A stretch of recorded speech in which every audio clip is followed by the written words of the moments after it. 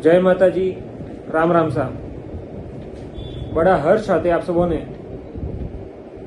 आमंत्रण दे रही हूँ। सुंदा माता ट्रस्ट रा 50 साल रो सफर पूर्ण वे रही है। आ उपलब्धि ऊपर ट्रस्ट में स्वर्ण जयंती रो कार्यक्रम राखवामां आयो है। 1 तारीख रा रात्रा भजन कलाकार भाई साहब प्रकाश जी माली और बहन आशा वैष्णव जी प्रस्तुति दी। 2 तारीख रा ट्रस्ट रा संस्थापक सदस्य था वणोरो या वणोरे परिवार रो सम्मान वही यज्ञ री पूर्णाहुति वही। आप सब धर्म लाभ लेवा जरूर जरूर पधारजो।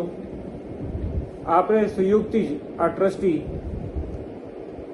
अतरा हारा काम कर्या है, विकास कीधो है और सब आपणे सहयोग थी हुए। आगे भी आपणो सहयोग अने ट्रस्ट ने मिलबो करी, आपणो प्यार अने ट्रस्ट ने मळबो करी और मां भगवती आपे सबने सुख संपत्ति और समृद्धि दे अने मनोकामना हाथे एक बार फिर आप लोगों ने कार्यक्रम में आमंत्रित कर रही हूँ। खूब खूब धन्यवाद।